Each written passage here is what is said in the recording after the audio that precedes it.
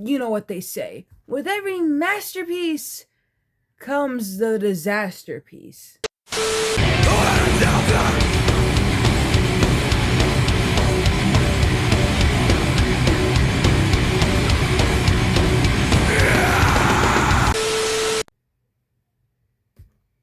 Alright, I wasn't referring to the Slipknot song editing me, but I appreciate that you're gonna get me copyright claimed once again.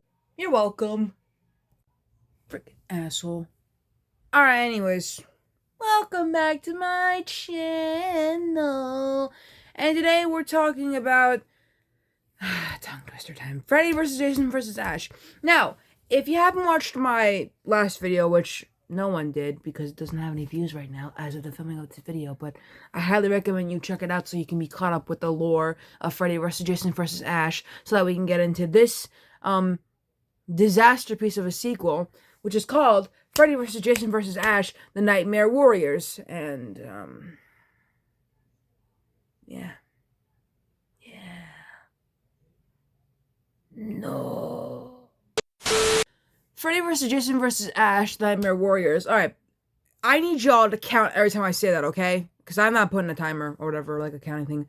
Is a 6-issue limited series comic book written by, I think, the same people who wrote the first one, with drawings by Jason Craig. The series was published by the same people who published the last book, with imprint by Wildstorm, and it began in August of 2009 and concluded in December 2009, and it's a sequel to Freddy vs. Jason vs. Ash, which was published in 2007, and was a sequel to Freddy vs. Jason the movie, which came out in 2003, and is a crossover between Nightmare on Elm Street, Friday the 13th, and the Evil Dead franchise.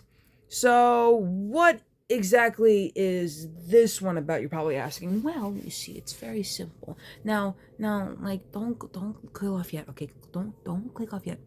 So, the Nightmare Warriors sees Freddy and Jason resurrected by the United States government, who wish to exploit their supernatural powers. However, the government is unable to control them, and the killers attempt to take over the world using the Necronomicon.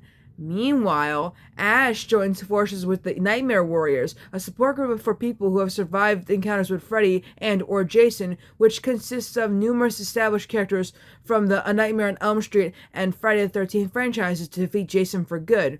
The people who wrote the sequel as an epic fanboy story and modeled the concept after the Crisis events from DC Comics. The titular Nightmare Warriors were designed as a Justice League-style superhero team, and the writers attempted to take the three separate mythologies and combine them into one coherent continuity.